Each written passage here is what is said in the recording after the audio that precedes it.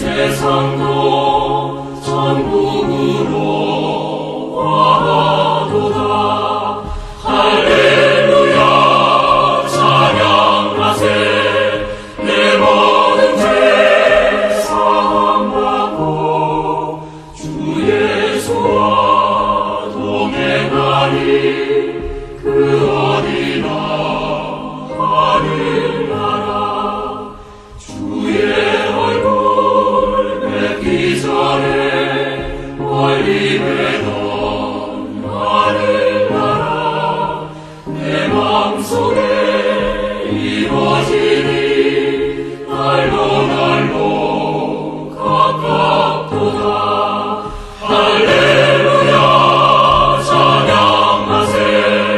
내 모든 죄 사함받고 주 예수와 동행하니. 그 어디나 하늘나라.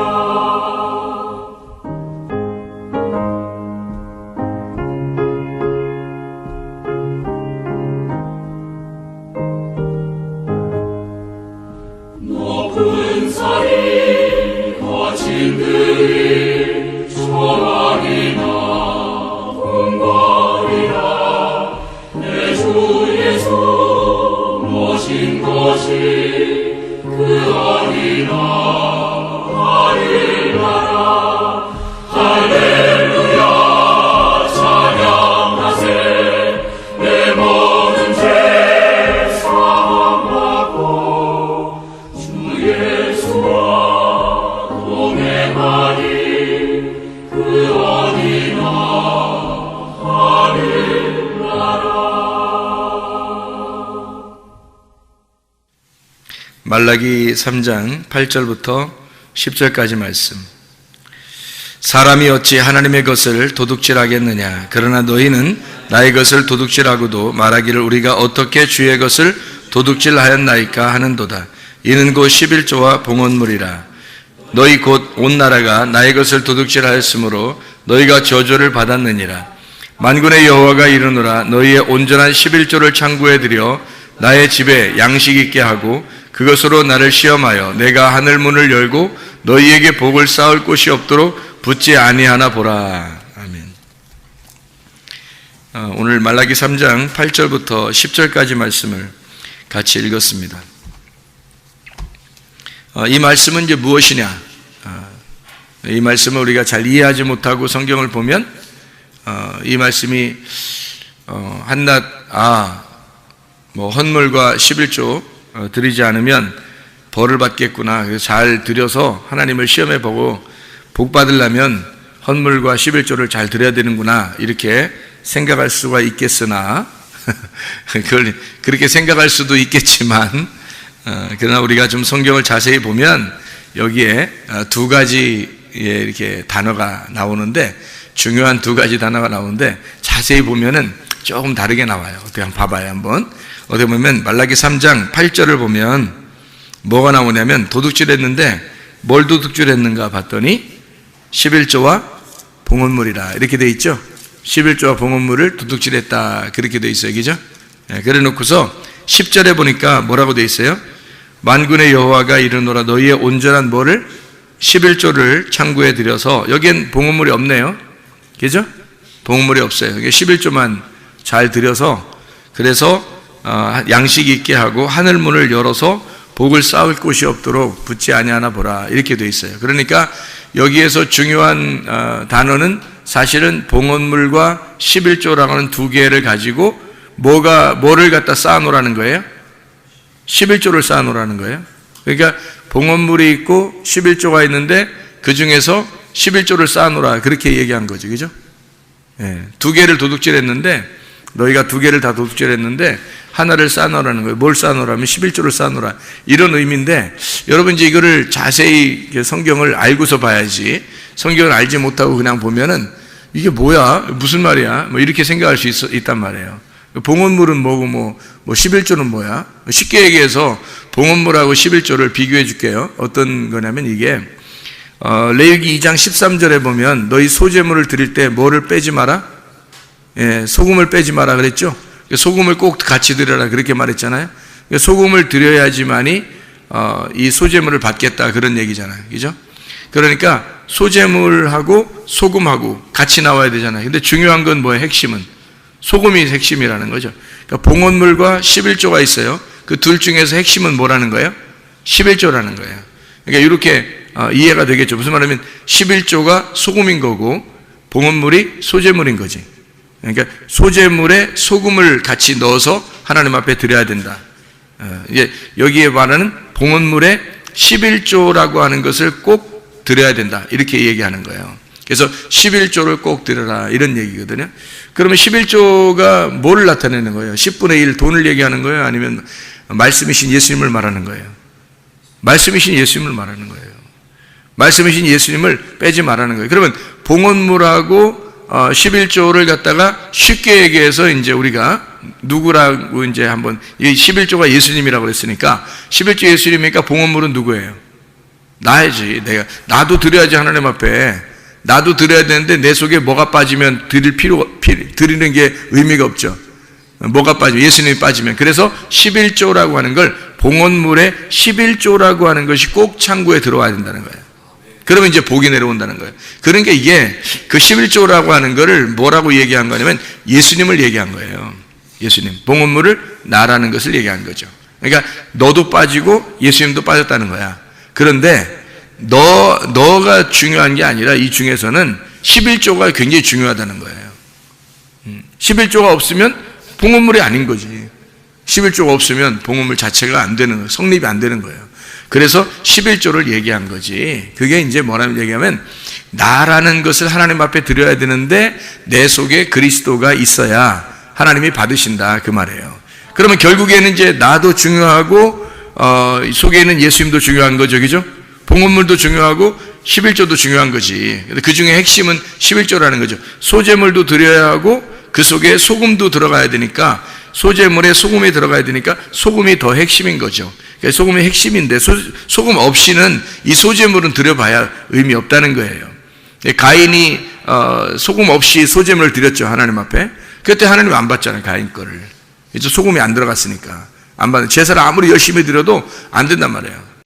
성경을 영적으로 이렇게 보고 말씀을 이렇게 좀 깨닫고서 이렇게 보잖아요. 그러면 창세기부터 요한계시록까지 엉뚱한 얘기하는 거 아니에요. 사람들 11조 안 내면 저주를 받는다. 무슨 헌금을 이렇게 해야 된다. 저렇게 해야 된다. 요즘은 드리라, 드리지 마라. 별 얘기를 다 하는 거예요. 근데 그런 얘기가 아니죠, 사실은. 여기에 있는 것은 네 안에 그리스도를 드려야 된다. 그런 얘기예요. 봉헌물에 11조가 꼭 필요한 거다. 하나님 앞에 그거 가져와라. 그거예요. 아니 예수님이 있는 사람이 그냥 그냥 하나님 앞에 그냥 교회는 맘대로 그냥 자기 맘대로 다니고 이러겠어요? 생각해보세요. 그리스도가 속에 있는 사람은 교회가 자기예요. 그리스도가 교회라고. 그리스도가 교회고 교회가 그리스도예요. 그 사람은. 그러니까 자기의 삶이 오직 그리스도 중심으로 사는 거죠. 그러니까 자기 삶이 전체가 이렇게 있다면 봉헌물이라면 삶으로 하나님 앞에 예배를 드린다면 그 중에 교회가 11조인 거죠. 그러니까 교회가 굉장히 중심인 거예요. 자기의 삶이 언제나 생각이 다 교회로 집중되는 거죠. 왜냐하면 자기의 삶이 전체가 봉헌물이니까. 그렇죠? 자기의 삶이 다 봉헌물인데 그 안에 교회라고 하는 것이 핵심이다. 그렇게 되는 거죠. 이것이 이제 그 창세기 2장 7절에 보면 뭐예요? 흙에다가 뭐가 들어왔어? 생기가 들어왔어요. 그러니까 흙이 중요해, 생기가 중요해요. 둘 다 중요해요. 둘 다 중요한데 어떤 게 더 핵심이에요? 생기가 더 핵심이죠. 그게 생명인 거예요. 그러니까 흙도 중요한 거예요. 왜 생기 혼자 떠돌아다니면 그냥 영이 혼자 떠돌아다니는 거지 그건 사람이 아니잖아요. 그냥 영이지. 영이 혼자 돌아다니는 거잖아. 그러니까 흙이 반드시 필요해요. 흙이 필요한데 흙은 근데 생명이 없잖아. 그죠? 생기가 생명이 있단 말이야. 그래서 생기가 없는 흙은 의미가 없는 거지. 그러니까 흙이 나고 속에 생기가 말씀이신 예수님이죠. 나는 사실 살아있는 게 아니죠. 생기라는 말씀이신 예수님이 내 안에 들어올 때 내 몸이 오히려 살아난 거죠. 살아있는 거지. 그러니까 나 자신이 하나님 앞엔 봉헌물이에요. 그런데 나라는 봉헌물이 예수 그리스도라는 11조가 내 속에 없으면 내 나라는 봉헌물을 하나님 안 받는 거죠. 생명이 없으니까 나라는 흙덩어리를 뭐하러 받아요? 살아있어야 받는 거지. 그래서 생기가 들어오면, 흙에다가 생기가 들어오면 이 생기를 가지고 있는 살아있는 홀이 되는 거예요. 하나님의 그 제사장, 하나님의 제사장이 돼서 에덴 동산을 지키는 자가 되는 거죠. 에덴 동산을 농사하는 자가 돼요. 예배하는 자가 되는 거예요. 그게 창세기 2장 7절에 말하는, 창세기 2장 5절에 농사할 자를 만들어 아바드 한다 그랬죠. 2장 7절에 흙에 생기를 불어넣어서 만들고 그 다음에 생기가 들어간 다음에 에덴 동산이 만들어지잖아요. 에덴 동산이라는 건 그 이후에 만들어지는 거예요. 그래서 거기에 예배를 드리는 장소, 이게 성전이에요. 에덴 동산이 성전이라고. 거기에 예배를 드리는 사람을 만들었어요. 뭐가? 11조가 들어온 봉헌물 통해서. 그래야 하나님 받으시는 거지. 그죠? 나라는 흙덩어리에다가 생기가 들어온 거죠. 소재물에 소금이 들어온 거고 어린 양의 피가 있는 거죠. 그게 생기예요. 그거가 있어야 살아있는 혼이고 그게 예배를 드리는 자란 말이죠. 그게 제사장이라는 거예요. 그러니까 성경이라는 건 전체적으로 이렇게 파악되지 않으면 성경을 보기가 힘든 거예요. 그러니까 거기 단어가 이렇게 나오면 그 단어만에 막 집중한단 말이에요, 사람들이. 그러니까 단어에 집중하지 말라는 뜻이 아니에요. 그 의미를 알아야죠. 근데 단어에 집중하다 보니까 다른 걸 놓치는 거예요. 다른 걸 놓치니까 앞에서는 이렇게 얘기했는데 뒤에서는 다르게 얘기하고, 앞에서는 다르게 얘기했는데 뒤에서는 이렇게 얘기하고, 이렇게 된단 말이에요. 그러면 성경이 틀려지죠. 자기가 생각대로, 임의대로, 생각한 대로 성경을 얘기하는 거예요. 그러면 안 되는 거죠. 성경이 다 일치가 되는 거죠. 성경이 일치가 되니까 창세기부터 요한계시록까지 사실은 하나를 설명하려고 하는 거예요. 누구를? 예수를 설명하고 싶어서 이걸 성경을 갖다가 써놓은 거니까 그 예수를 갖다가 잘 우리가 발견해내는 것은 밭의 보화를 발견해내는 거고, 그 보화를 발견해냈을 때 내 모든 것을 잃어버리고 그 보화를, 이 밭을 사는 것은 당연한 거라는 거죠. 그러니까 나의 십자가를 지고 주를 따라가는 것은 당연한 거다. 주님을 발견했을 때는. 근데 주님 발견하지 못하면 주님을 따라간다는 것은 뭐 힘든 일이죠. 억지로 해야 되죠. 왜냐하면 자기가 보화도 발견하지 않았는데 그 밭을 살라고 해봐요. 자기 모든 걸 팔아서 밭을 살라고 생각해봐. 보화도 없는데. 그러면은 이제 어려운 거예요. 근데 보화를 발견하면은 자기 재산을 다 팔아서 밭을 사는데 행복한 거야. 기쁜 거예요. 왜냐면 보화를 발견했으니까. 그러니까 그렇게 살아도 행복한 거죠. 기쁜 거지. 자기 자신의 삶이 예배가 되는 거예요. 자기 자신의 삶이 하나님과의 동행이고 교통이 되는 거예요. 그 자체가 기도고 예배가 되는 거라는 거죠. 그럼 이제 살만 나는 거예요. 마치 소금이 곁들여 있는 맛이 나는, 빛이 와가지고 밝게 빛나는 그런 삶을 살게 되는 거죠. 어둠의 삶이 아니라 빛의 삶을, 맛이 없는 삶이 아니라 소금의 삶을 살게 되는 거예요. 그래서 빛과 소금이라 그렇게 말한 거고, 소금과 빛으로 우리에게 설명해 주고 있는 말씀들입니다. 이것이 이제 선악나무하고 생명나무하고 한번 비교해 볼까요? 그럼 선악나무하고 생명나무하고 같이 동시에 같이 있어요? 아니면 이게 떨어져 있어요? 동시에 같이 있죠. 창세기 2장 9절에 보면 선악나무하고 생명나무가 같이 나온단 말이에요. 그럼 창세기 2장 9절에, 창세기 2장 7절에 생기가 들어간 다음에 바로 에덴 동산이 있고, 에덴 동산에는 선악과 나무와 생명나무가 있다고 창세기 2장 9절에 말씀하고 있거든요. 그러면 생각을 해보세요. 이게 선악나무, 생명나무가 같이 있다면 생각을 해봐요. 이게 둘 다 하나는 나쁜 거라면 이게 같이 있겠어요? 이상하잖아. 하나가 나쁜 거라면 이게 같이 있겠냐고. 여기서 동시에. 그게 아니니까 같이 있는 거잖아요. 선악나무는 그러니까 이렇게 되는 거죠. 자, 지금 금방 내가 얘기할 때 흙에다가 생기가 들어오니까, 그러니까 이 흙이 살아났다 그랬죠. 그죠? 그러면 선악나무하고 생명나무하고 둘이 나누어서 이렇게 볼 때는 선악나무는 죽이는 거고 생명나무는 살리는 거란 말이에요. 그러면 선악나무를 먹고 난 다음에 없고, 생명나무가 이제 있게 되면, 선악나무를 먹어서 없고 생명나무가 있게 되면 어떻게 돼요? 선악나무가 생명나무였으면 이렇게 되면, 그러니까 흙덩어리에 생기가 들어와서 하나가 됐어요. 선악나무에 생명나무가 들어와서 하나가 됐단 말이야. 그러면 이게 나쁜 거예요? 좋은 거예요? 살아있는 거예요. 그러니까 선악나무도 필요한 거였고 생명나무도 필요한 거였어요. 생명이라는 게 근본적으로 왜 필요한 거예요? 생명이라는 게 생명의 반대말이 있으니까 생명이 있는 거예요. 부활이라는 것도 아시죠? 부활이라는 것도 부활이 왜 있는 거예요? 죽은 게 있으니까 부활한 게 있는 거예요. 생명이 있다는 것은 사망이 있기 때문에 생명이 있다는 거예요. 사망이라는 단어가 있기 때문에 생명이 있는 거지.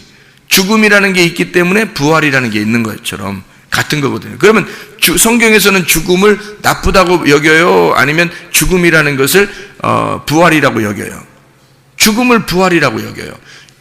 죽음을 안식이라고 여긴다고. 그러니까 그 예수님이 십자가 못 박혀 돌아가실 때 나는 안식한다 그러잖아요. 나는 다 이루었다, 다 완성했다, 나 이제 안식으로 들어간다, 막 이러잖아요. 그게 죽음이라는 거예요. 그러니까 죽음이라는 거, 성경에서는 죽음이 곧 안식이에요. 그러니까 왜 그렇게 말해요? 우리가 세상에서 말하는 건 죽음은 나쁜 거고, 그리고 부활은 좋은 거고 이렇게 하는데 성경에서는 그렇게 다루지 않는다고요. 그러니까 선악과 나무도 나쁜 거, 생명나무 좋은 거 이렇게 구분하지 않는다는 거죠, 사실은. 그죠? 그러니까 이렇게 보면 딱 맞아요. 이렇게 팔이, 우리가 팔이 두 개잖아. 그죠? 어느 팔 있어요? 왼팔, 오른팔 있죠. 그러니까 왼팔은 좀 부정한 거니까 좀 우리가 그냥 왼팔은 다 묶어놓고 살을까? 이렇게 뒤로? 이렇게? 오른팔만 가지고 살을까? 이렇게?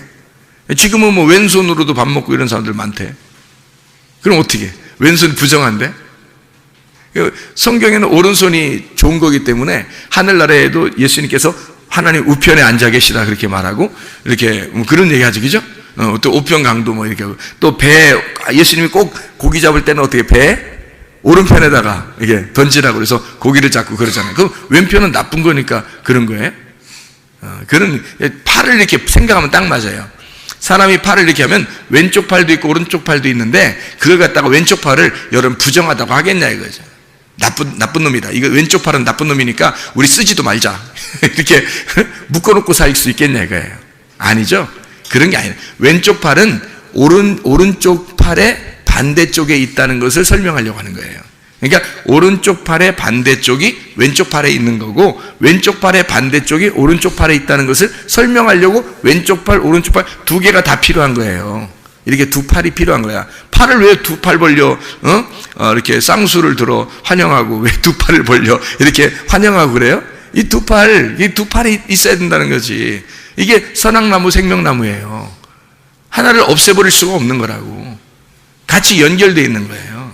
이게 선악과 나무와 생명나무는 두 나무가 하나로 연결되어 있는 거예요. 이게 하나는 나쁜 거, 하나는 좋은 거 이렇게 말하는 게 아니고 왼쪽과 오른쪽을 설명하려고 했던 거라는 거죠. 그러니까 한마디로 말하면 선악과 나무를 먹었는데 우리가 선악과 나무 속에 누가 있어야 되는 거냐면 생명나무가 있어야 되는 거죠. 그래서 선악과 나무를 통과해서 들어가서 생명나무를 따먹어야 되는 거예요. 그러면 이제 영생하는 거라는 말이죠. 그러니까 이걸 어떻게 아는 거예요? 그럼 이게 어떻게 아는 거예요? 예. 지금 금방 우리가 성경 읽은 것처럼 봉헌물에다가 뭐를 만났어요? 11조를 만난 거죠. 봉헌물이 11조를 만난 거야. 자, 나라는 흙이 속에 뭘 만났어? 생기를 만난 거죠. 이해가 되겠죠?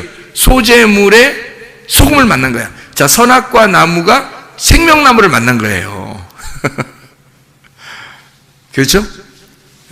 그러니까 선악나무를 우리는 이제 무조건 나쁘다고 일단 봐, 사람들이. 그걸 그렇게 본다고 하는 건 왜 이제 그렇게 보는 걸 좀 조심해야 되냐면, 그렇게 선악나무를 무조건 나쁘게만 보잖아요, 여러분. 그러면요, 여러분이 벌써 선악과 나무가 된 거예요. 아니, 선악나무를 무조건 나쁘게 보면 어떻게 선악으로 본 거죠. 선악과 무조건 나쁘다 했으니까 좋은 게 어디 있다는 거지, 생명나무가, 그죠? 좋은 게 어디 있다는 거야. 그러니까 선악은 나쁘다 그랬으니까 여러분은 뭘로 본 거냐면 선악으로 책을 본 거란 말이에요. 성경책을. 선악으로 본 거란 말이죠. 이 세상은 다 선악으로 보게 돼 있어요. 뭐 영화를 봐도 그렇고 생활하는 것도 그렇고 직장에서도 학교에서도 뭐 하여튼 이 세상은 모두 다 선악으로 보게 돼 있어요. 선악으로, 성경에서 선악나무를 먹지 마라는 말은 무슨 말이라겠어요? 선악으로부터는 먹지 마라, 그 말이거든요. 선악으로부터는 먹지 마라. 그러면 선악으로 먹는 게 뭐예요? 세상이에요. 그래서 우리는 세상하고 친구 되지 말라는 게, 세상으로 친구 되지 말라는 게, 우리가 여러분 그럼 나가면 친구 하나도 없어? 하긴 뭐 교회 열심히 다니면요, 친구들, 세상 친구들 별로 없어져. 교회 열심히 다니면. 그럼 우리가 교회 다니면서 세상으로 나가서 뭐 이렇게 직장에서 만날 수도 있고 학교에서도 만날 수도 있고 또 뭐 떡볶이집에서도 만날 수도 있고 막 이러잖아요. 그러면 그건 우리가 뭐 세상 친구 아닌가? 우리도 나가서 세상에서 만나면 세상 친구죠. 그죠? 교회 안에 있는 사람들도 나가서 우리 교회에서 만났는데 이러면서 밖에서 친구 될 수 있잖아요. 그죠? 다. 그러니까 세상 친구 만나지 말라는 것은 세상 친구를 다 끊어버려라 어떤 이런 의미겠어요? 그런 의미가 아니죠. 세상 친구를 어떻게 하지 말라는 얘기예요. 왜 친구를 사귀지 말라는 얘기야? 선악으로 세상과 교회를 떨어뜨려서 선악으로 만나지 말라는 얘기예요. 선악으로 만나지 말라. 그러니까 세상 친구를 사귀지 말라는 거죠. 그게 다 끊어버리라 뭐 세상 친구 한 명도 없어야 돼 너는 이런 얘기가 아니라 세상이라고 하는 선악으로 판별이 되는 선악으로 구분하는 세상하고 너는 안 떨어져 있어야 된다. 그래서는 안 된다. 선악으로는 먹지 말아야 된다. 그런 얘기가 되겠죠. 그러니까 선악나무를 먹어서는 안 되는 거죠. 뭘 먹어서 이 선악나무를 아예 생명으로 보게 되면 선악나무를 안 먹게 되죠. 생명으로 먹게 되죠. 그죠? 예. 선악을 먹었으니까 사람이 율법을 알게 되고 율법을 아니까 죄라는 걸 깨닫게 되고 죄라는 걸 깨닫게 되면 주님의 은혜를 구하게 되고 주님의 은혜를 구하니까 생명나무 대신 예수님이 오시는 거죠. 그래서 우리가 그분을 먹고 구원받는 건데 선악나무 자체가 생명나무라는 것을 우리는 알지도 못하는 때에 이런 일들이 벌어졌다고요. 이런 일들이. 그러니까 아담과 하와가 우리가 지금 시대도 아닌데 아냐고요. 모르잖아요. 우리도 모르는 사이에 그런 일이 벌어졌다고요. 그러면 그거는 이렇게 성경을 그런 일이 벌어지고 이거 성경책에 써놓은 것은 여기서 성경책에 뭘 가르쳐 주려고 한 것이지 세상에 그걸 갖다가 어떤 건 선악나무야 어떤 건 생명나무야 그거를 구분해서 설명하려고 했겠어요? 그거를 먹으라고 어떤 걸 먹지 마라 뭐 이래서 이런 얘기를 쓰려고 했겠냐고. 그런 게 아니라 선악나무 안에 생명나무가 있어요. 그래서 선악나무를 뚫고 생명나무를 만나야 돼. 그래서 이 속에 있는 하나인데 이게 두 개가 나무가 하나인데 이 하나 안에 선악나무 안에 생명나무가 있다는 것을 우리에게 알려주는 거예요. 이게 두 개로 이렇게 나누면 벌써 우리는 세상과 나를 완전히 구분해내는 거예요. 그래서 세상 친구 사귀지 말라고 할 때도 그렇게 사람들이 구분해서 막 교회와 세상을 구분해놓고 막 이렇게 한단 말이죠. 그런 의미가 아니에요. 성경에서는 그런 의미가 아니더라고요. 제가 이게 성경을 이렇게 은혜를 받고 이해를 하다 보니까 그런 의미가 아니고 하나님은 여전히 세상에 있는 사람들도 사랑하시고 교회에 있는 사람들도 사랑하신다는 거예요. 모두 다 사랑하시는데 그 안에 핵심이 빠지면 안 된다. 이런 얘기거든요. 핵심이 빠지면 안 된다. 그래서 선악으로는 먹지 마라. 생명으로 먹어라. 이 말이에요. 그게 이제 생명나무, 선악나무예요. 그러니까 이것을 구분해 놓고 그렇게 이야기해서는 안 된다. 이런 얘기고요. 하나님이 많은 땅에서 땅이 이렇게 여러 있잖아요. 흙이 있잖아요. 그 중에 하나의 흙을 선택을 해가지고 그걸 갖다가 빚어서 만들어가지고요. 생기가 불어넣어 들어가거든요. 그러면 여러 중에서 하나의 그 흙이 있잖아요. 여러 개의 흙이 있지만 그 중에 흙 한 덩어리를 딱 취해서 거기다 생기가 들어가잖아요. 창세기 2장 7절에 보면. 그죠? 그러면 이게 이제 뭐냐고 이게. 하나님께서 이걸 선택하는 거죠.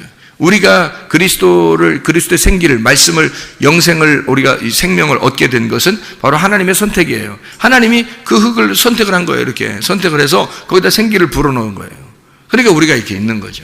우리가 잘나서 그렇게 된 게 아니라 우리 속에 이 가인이라는 사람이 있죠. 가인이 원래 누구냐면 나예요. 나. 그러면 가인이 난데 아담이라고 하는 아담과 하와가 있는데 아담과 하와가 가인이라는 사람을 낳았어요. 그러면 이 가인이라는 사람을 낳았을 때 첫 번째 아담이 가인이라는 사람을 낳았을 때 이 가인이라는 사람이 그냥 완전했다면 그러면 더 이상 아벨이나 셋이나 필요 없죠.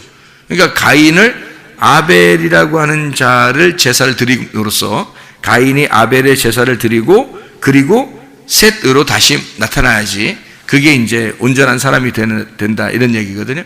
그러니까 가인이 아벨을 드렸다 그러면 가인이 아벨을 드린 것 자체가 뭐를 의미하는 거예요? 소제물에 소금이 들어간 거예요. 그러니까 소금이 누군 거예요? 그러니까 아벨인 거지. 그래서 가인이 혼자 제사를 드렸을 때는 하나님 안 받잖아요. 그런데 아벨을 갖다가 죽이니까 하나님이 나타나시죠. 아벨하고 이렇게 가인이 아벨을 갖다 드리니까 막 드린 거라기보다도 이게 죽인 거죠. 들에 나가서 죽였는데 근데 그게 이제 아벨의 피가 그 땅에 쏟아졌어요. 그 모습이 다 누구의 모습이에요? 하나님의 아들의 모습이거든요. 하나님의 아들로 이 땅에 가인을 위해서 하나님의 아들이라는 아벨이 이 땅에 내려와서 그가 수증기처럼 수증기처럼 이렇게 호흡이 날아가면 그러면 셋이라는 하나님의 이름을 받게 된다는 얘기예요. 이렇게 가인과 아벨과 셋을 통해서 이렇게 연결되는 내용이죠. 그러니까 소재물에 소금이 필요한 것처럼 그런 말씀이에요. 그러니까 우리는 우리의 그 행함이라는 게 있죠. 행함으로 구원 받아요, 못 받아요? 못 받죠. 행함으로는 구원 못 받아요. 믿음으로 구원 받죠, 그죠? 그러면 행함 속에 만약에 믿음이 있다면 그럼 온전한 거죠. 그러니까 성경에서는 믿음이 있노라 하면서 행함이 없으면 어떻게 해? 죽은 믿음이다 그렇게 되잖아요. 그러니까 행함으로는 구원받을 수 없어요. 그런데 행함 속에 믿음이 들어가면 그 행함은 온전한 것가 된다는 거죠. 그게 이제 야고보서 2장이에요. 그러니까 야고보서 2장은 실천하는 믿음이잖아요. 그러니까 믿음이 있는데 이것을 행함으로 실천하지 않으면 그러면 의미가 없는 믿음이 되는 거예요. 그러니까 이건 그냥 하나의 생기와 같은 거죠. 믿음이라는 말씀, 생기와 같은 거예요. 그런데 이게 행함이라는 걸 통해서 이 믿음이 살아있는 거죠. 온전해지는 거잖아요. 그러니까 행함과 믿음은 같은 거라는 거죠, 이게. 그러니까 이게 함께 있는 거예요. 마치 이제 흙덩어리에 생기가 들어가 있는 것처럼. 그냥 흙덩어리 자체로서는 구원받을 수 없죠. 행위 자체로서는 구원받을 수 없어요. 그런데 그 속에 믿음이 들어가면 온전해진 믿음이 된다. 그러니까 행위 자체가 완전해진다. 그런 얘기가 되는 거죠. 그러니까 이렇게 그 속에 있는 그 속사람과 겉사람을 얘기하는. 속사람과 겉사람을 얘기하니까 껍데기와 알맹이를 얘기하는 거겠죠, 그죠? 그러니까 알맹이가 보호를 받으려면 뭐가 필요하다? 껍데기가 필요한 거예요. 그러니까 속사람이 진짜 보호를 받으려면 어떻게? 뭐가 필요해요? 겉사람이 필요한 거죠. 겉사람을 갖다가 그냥 겉사람을 다 없애버려, 그냥 때려, 겉사람을 때려, 겉사람을 찔러, 겉사람을 갖다가 이제 막 미워해, 속사람만 좋아해, 뭐 이렇게 그런다면 참 이상하죠, 그죠? 겉사람이 난데 이 속에 그리스도가 속사람인데, 그러면 속사람인 이 그리스도가 나로 인하여 이 속사람이 온전해지는 거잖아요. 그러니까 이 속사람인 예수가 내 속에 들어왔으면 나를 통해서 완전해지는 거예요. 자, 믿음이 예수님이죠. 행함이 나죠. 그럼 믿음이 내 안에 들어와서 내 행함을 통해서 믿음이 온전케 되잖아요. 예수가 살아있다는 것이 나를 통해서 온전하게 되는 거죠. 그렇죠? 예수님이 자기가 혼자 돌아다니면서 자기 온전하다고 할 수 있어요? 없어요. 예수님은 내 안에 들어오셔서 나를 통해서, 나라는 껍데기를 통해서 온전해지는 거예요. 그러니까 알맹이이신 예수님이 나라는 껍데기를 입고 그분이 주인이 돼서 활동하는 거죠. 그분 속사람이 예수님이 진짜인데, 주인인데, 나라는 겉사람을 통해서, 나라는 겉사람을 입으시고, 옷을 입으시고, 그리고 그분이 주인으로 활동하시는 거예요. 그분이 생명이니까. 나라는 흙덩어리를 입고 사신다고요. 그러니까 여러분 속에 그리스도가 들어오면 여러분이라는 겉사람과 예수라고 하는 속사람이 하나가 되는 거예요. 근데 겉사람은 어떻게 돼요? 늘 후패해져야 해요. 부패해져 간다고요. 그러니까 점점점 늙죠. 우리가 아무리 젊은이처럼 막 하려고 해도 노력해도 늙어가요. 늙어간다고 점점점. 그러니까 이 겉사람은 자꾸 늙어가는 거예요. 근데 속사람은 날로 새로워지는 거죠. 그러면 겉사람은 날로 이렇게 늙어가니까 나쁜 놈이에요? 그런 얘기가 아니죠, 그죠? 이게 속사람이 중요하다는 얘기지 겉사람이 나쁜 놈이라는 얘기는 아니잖아요. 그러니까 우리를 통해서 사실은 그 알맹이가 우리를 통해서 이게 드러나는 거예요. 나타나는 거라고. 이게 온전해지는 거예요. 우리는 그리스도를 이렇게 보호하는 거예요. 이 껍질로 보호하는 거예요. 그래서 어느 날 내 껍질이 불에 탈 때 이 껍질이 벗겨지는 날, 그날이 언제예요? 내가 죽는 날이에요. 내가 죽는 날이 껍질이 벗겨지는 날이죠. 그러면 알맹이만 나오잖아요. 그 알맹이 뭐였어요? 속사람이었어요. 내 속에 진짜인 영, 하나님 아들이었단 말이에요. 그분이 하늘나라의 주인이죠. 그러니까 내가 가는 게 아니라 하나님의 아들 예수가 가는 거예요. 그러니까 온전히 가면은 새 이름을 다 받잖아요. 그죠? 새 이름을 다 받아. 각자 새 이름을 다 받으니까 이름이 다 틀릴 것 같아? 아니에요. 다 예수가 되는 거죠. 하나님의 아들이 되는 거지. 그렇죠? 그렇게 하나님의 아들 예수로 되고 싶어요? 아니면 여러분 이름 가지고 그대로 가고 싶어요? 부모님이 주신 이름이라고 귀중하다고 그 가지고 그냥 가고 싶어요? 안 되지. 하나님의 아들이라는 예수의 이름을 우리가 받아야 된다고요. 그 새 이름을 받고 우리가 가는 거예요. 그분이 진짜인 나였으니까. 이제 나는 없어졌으니까. 나는 죽었고 그분이 나니까. 그러니까 그분의 삶을 살아간다면 그러면 나의 삶이라고 하는 건 그분의 삶으로 다 모든 것이 바뀌어가는 거죠. 그렇게 바뀌어가는 삶이, 그렇게 바뀌어져 가는 과정이 애굽 광야 가나안인 거예요. 1층, 2층, 3층으로 올라가는 거예요. 점점점 깨달아가는 거예요. 이렇게 하나님의 아들을 점점 깨달아가서 열매를 맺는 거예요. 가나안 땅 들어가서. 그러니까 껍질이 이렇게 조금씩 벗겨지는 거죠. 껍질이 점점점 벗겨지면서 속에 있는 씨가 나오는 거예요. 그 속에 있는 씨가 나오는, 껍질이 벗겨지고 씨가 나오는 거를 성경에서는 할례라 그러는 거예요. 할례. 그러니까 알맹이를 드러내는 거죠. 껍질을 벗기고 알맹이를 드러내는, 그게 이제 할례라고 하는 거예요. 이게 뭐 굉장히 중요한 거예요. 그래서 왜 그걸 어떤 사람이 그래, 여자는 할례를 안 하고 왜 남자는 할례를 합니까? 아프게 이렇게 따지는 사람이 혹시 있을지 모르는데, 누가 씨를 줘요? 남자가 주기 때문에 그런 거예요. 하늘의 아들, 그 하나님의 아들 예수가 그분만의 씨를 가지고 있거든요. 하늘의 씨를. 그래서 그분이 이 땅에 벗겨지셔서 내려오지 않으면 씨를 못 받아요, 우리가.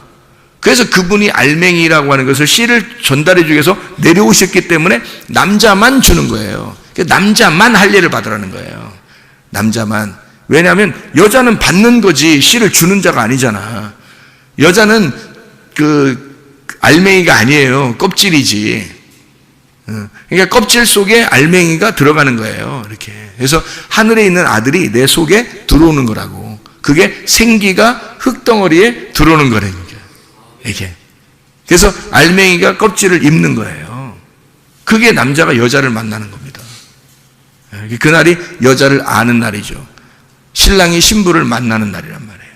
그게 얼마나 귀한 얘기인지 모르죠. 이게 비밀스러운 거죠. 그러니까 성경의 에베소 5장에 보면 신랑과 신부, 남자와 여자, 남편과 아내, 그리스도와 교회, 이것이 뭐라고? 비밀이라 그렇게 말하잖아요. 그죠? 신비하다 이런 얘기하죠. 놀라워요. 그러니까 신비한 거예요, 이게 성경이. 그걸 이제 이렇게 파헤쳐 나가는 거죠. 이게 파헤쳐 나가는 게 1층에서 2층으로, 2층에서 3층으로 이렇게 파헤쳐 나가는 거예요. 점점점 껍질이 벗겨지는 거죠, 이렇게. 눈꺼풀이 점점점 열리는 거예요. 이렇게 좀씩 열려서 탁 분명하게 뜨는 영적인 눈이 이제 1층에서 보는 눈하고 2층에서 보는 눈하고 3층에서 보는 눈이 틀린 거예요. 산 밑에서 보는 거하고 산 중턱에서 보는 거하고 산 꼭대기에서 보는 건 완전히 틀린 거죠. 산 꼭대기에서 보는 걸 호라우 했다고 그래요. 호라우. 완전히 영적인 눈이 열렸다. 바울 사도가 영적인 눈이 열린 것처럼 이렇게 열려버렸다 할 때, 그때 계시를 받는 그 열림, 그게 호라우 열림입니다. 눈이 열렸다. 그렇게. 그러니까 이렇게 껍질 속에 알맹이, 소재물 속에 소금, 봉헌물 속에 11조. 그래서 11조를 너희가 창고에 들여놔라 이렇게 한 거예요. 봉헌물 안 나오잖아요, 그죠? 말라기 3장 10절에 봉헌물이라는 말이 안 나오죠, 그죠?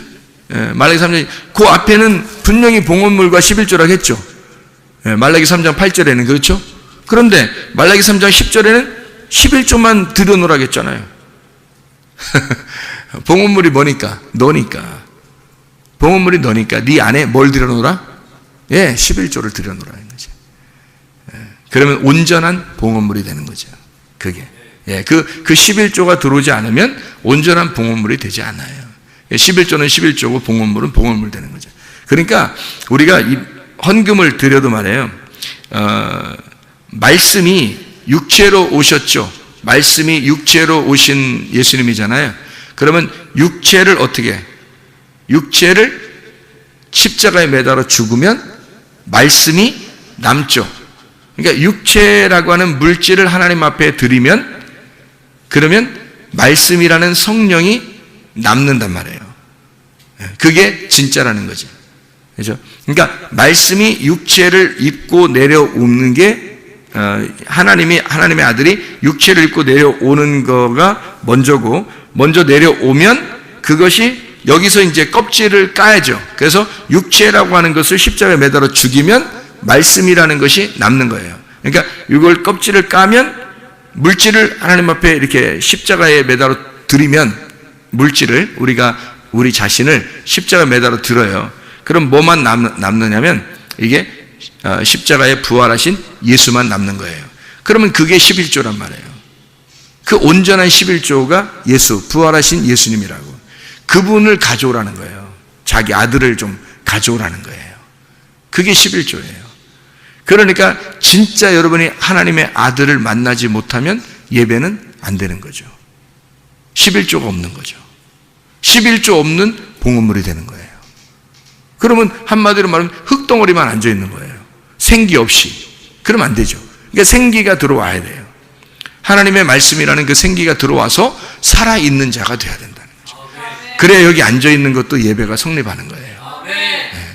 그런 얘기들을 이게 하고 있는 내용들이에요. 성경에서는.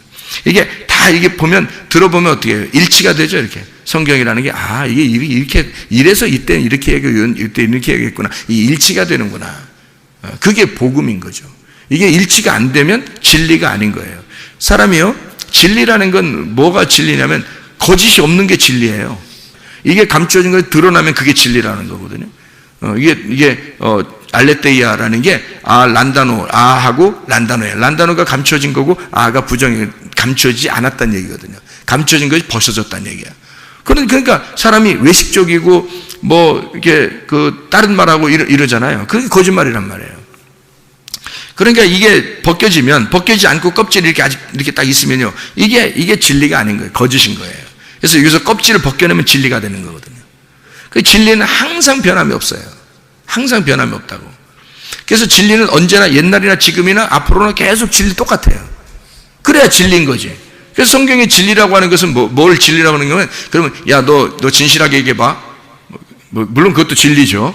너 거짓말 하지 마.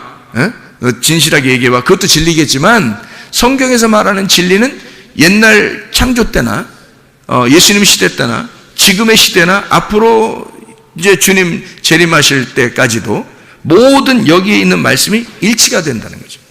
그걸 진리라고 하는 거예요. 예수 그리스도가 오셔서 이 말씀을 벗겨낸, 껍질을 벗겨서 뚜껑을 열어놔, 이 계시로 이것이 이제 열렸단 말이에요. 비밀이 사라졌단 말이에요. 감추어진 것이 없어진 거예요. 그것이 그때나 지금이나 똑같은 말씀이 돼야 된다는 거죠. 이게 같은 말씀이 돼야 된다는 거예요. 그거를 진리라고 그래요. 자, 우리가 이것을 여기 있는 걸 컵이라고 그러잖아요. 여기 지금 컵 있잖아요. 컵이 있는데 컵을 갖다가 이게 100년 후에도 컵이라고 해야 되고 10년 후에도 컵이라고 해야 되고 1000년 후에도 컵이라고 해야 되겠죠. 그죠? 그래야 진리인 거지. 이걸 갖다가 지금은 컵이라고 했는데 100년 후에는 책상이라고 그러고 1000년 후에는 무슨 의자라고 그러고 이러면 안 되잖아요. 그러면 진리가 아닌 거죠. 무슨 말인지 알겠죠? 성경이라고 하는 게 창세기부터 요한계시록까지 이게 일치가 돼야 된다는 거죠. 그거를 이제 깨달게 되면 이 열린 거구나 이렇게 되는 거죠. 그게 이제 깨달으면 그게 열리면 그 눈이 열리면 이제 이게 보이는 거예요. 보이기 시작하는 거예요. 이 성경이 감추어진 것이 여는 거죠. 말씀이 이렇게 되었구나. 그렇게 알게 됩니다. 그러니까 진리를 얘기하면은 그 진리는 항상 진짜기 때문에요. 이것은 하나님이 보호합니다. 하나님이 그거를 지켜야 해요. 보호하시고 지켜낸단 말이에요. 왜냐하면 그것마저도 하나님의 보호를 받지 못하고 음부의 권세가 이겨버리면요, 이 진리가 파괴되면 이 땅에서는 희망이 없어요. 하나님의 빛이 파괴가 될 수 있나요? 하나님의 교회가 파괴될 수 있나요? 하나님의 진리가 파괴될 수 있나요? 그럴 수 없습니다. 하나님은 그 진리를 지키는 거예요. 그 빛을 지키는 거라고, 하나님이요. 그래서 우리에게 복음을 먼저 주시고 그 복음 준 그 사람을 하나님이 보호하신단 말이에요. 그러니까 여러분 속에도 여러분이 그냥 하나님 나 동행해 주세요 그렇게 안 해도 돼요. 진리의 말씀이 여러분 속에 들어오면, 그 복음이, 그리스도의 복음이 여러분 속에 들어오면 하나님은 여러분과 동행하십니다. 반드시. 그러니까 주님과 동행하다가 주님 만나시기를 바랍니다. 하나님 아버지 사랑과 은혜를 감사합니다. 아버지 하나님, 우리의 속에 11조 되신 예수 그리스도를 간직하고 그 예수 그리스도의 그 비밀이 우리 속에서 드러나 하나님 주님과 동행하다가 주님 만나게 도와 주시옵소서. 예수 그리스도 존귀하신 이름 받들어 기도 올리옵나이다. 아멘.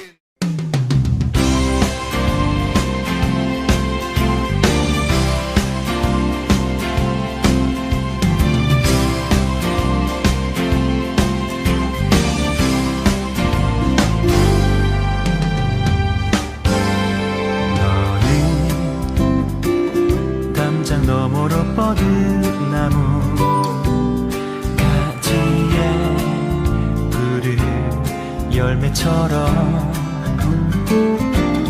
하나님의 귀한 축복이 삶에 가득히 넘쳐날 거야.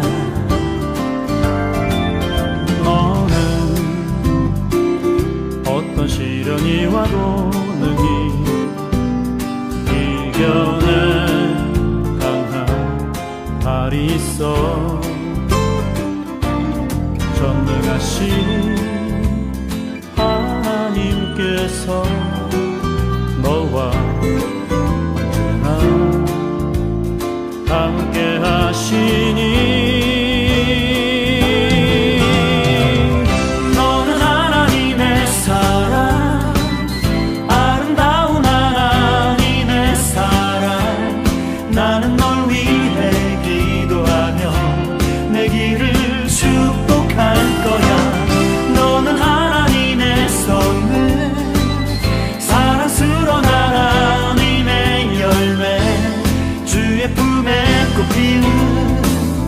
나무가 되어줘.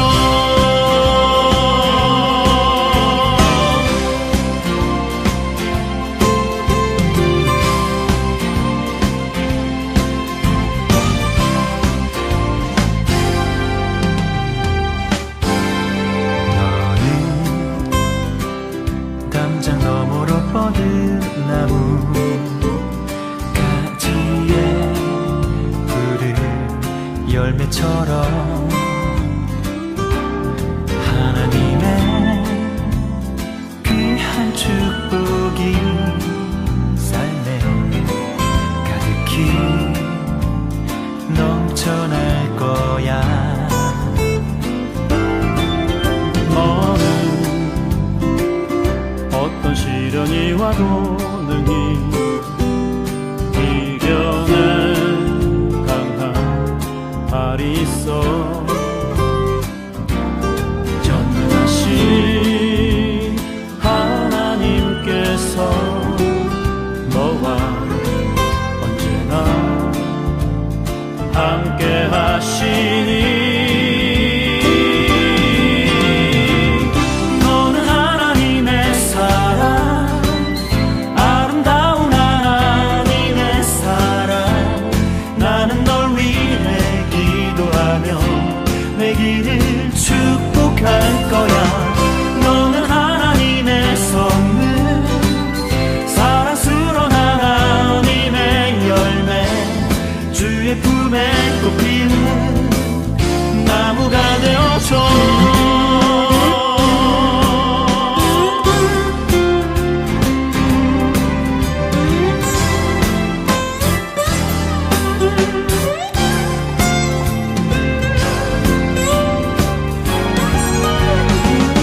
너는 하나님의 사랑, 아름다운 하나님의 사랑. 나는 널 위해 기도하며 내 길을 축복할 거야. 너는 하나님의 선물, 사랑스러운 하나님의 열매, 주의 품에 꽃피운 나무가 되어줘.